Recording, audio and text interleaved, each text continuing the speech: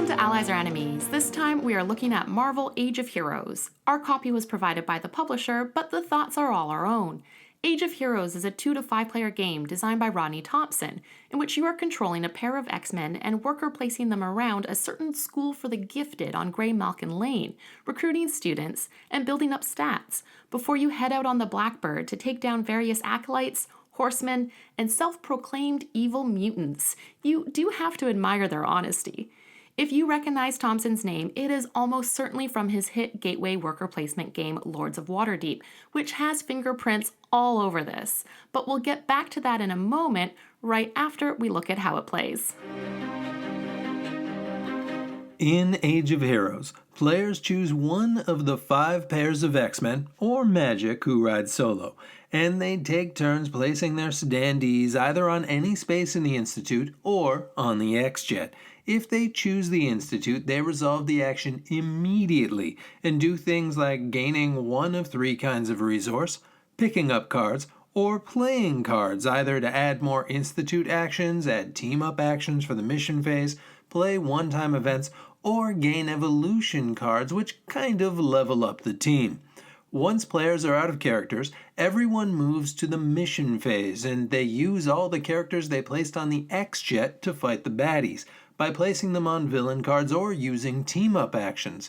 As villains get damaged, players gain points, and when they're defeated, they are replaced by tougher villains, and then by final big bads like Magneto. When the boss villain is defeated, the game's over, and the greatest X team is named. The components are a very mixed bag here. On the good side, the card art is astonishing. It is all these extremely cool watercolorish almost paintings, and the roster is extraordinarily deep. It's almost uncanny how many characters are here. Folks from the old school, to Madrox's detective agency, to Grant Morrison's School Full of Students era, even some deep-cut Gen Xers and new era young X-Men. It is fun just looking at the cards. On the other hand, it isn't so much fun looking at the board, which is weirdly bland. It kind of needs to have a lot of open space, as much of it will get filled with cards, but a bit more of a school feel would have gone a long way. Also, as good as the card art is, the art on the standees doesn't fare as well. Some are cool, like Cyclops, Jean, and Jubilee, but others look a bit oddly digital or out of proportion, or in the case of poor Ileana Rasputin, a bit of both. Again, this is a mixed bag. On the plus side, there are a bunch of cards, a ton of baddies, and 3 different scenarios that all play a bit differently. The base scenario is just fighting the villains you know and love one at a time. Another one focuses on Asteroid M era Magneto and his acolytes. And the last one has you taking on Apocalypse and the Horsemen. To the game's credit, they loaded it up with pretty much everyone that you would want to see right in the base game.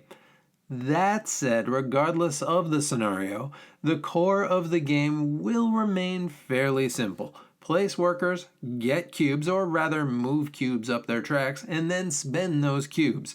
There are combos you can set up, like gaining points for using a lot of cards from one of the specific X teams, or gaining students you can use as one-time workers.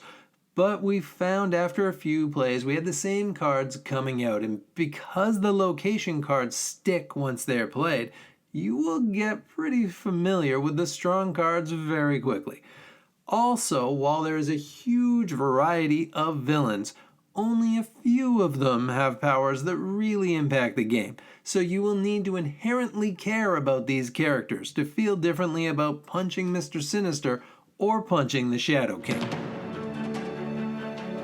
Age of Heroes plays for 2 to 5 players, and it will feel different at different counts.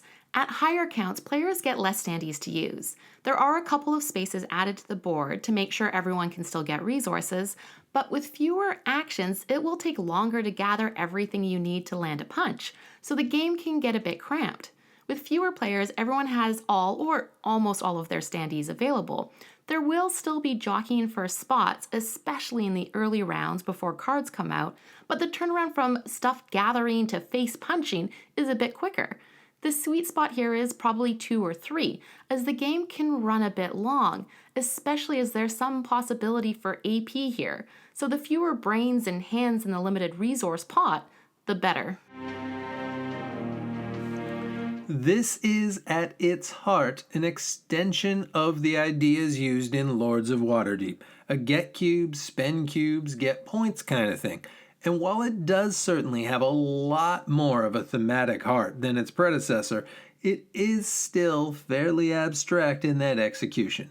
Also, while there is a bit of room for combos, this is still very much a gateway worker placement game, ignoring a slightly clunky rulebook and a few bits we needed to clarify. It's a fairly simple game, and it will mostly appeal to games that want a simple worker placement experience in an X-Men package. And as we said, the package is for the most part pretty cool. One other warning though, the game does run long, sometimes upwards of 2 hours, and some online are already suggesting taking out a villain or two to tighten that up, especially as the actions can get a little bit repetitive. But if you love Lords of Waterdeep and you love the X-Men, you may want to hop into your Blackbird and give this a spin at your local cafe. And that is it. Have you played Age of Heroes? What did you think?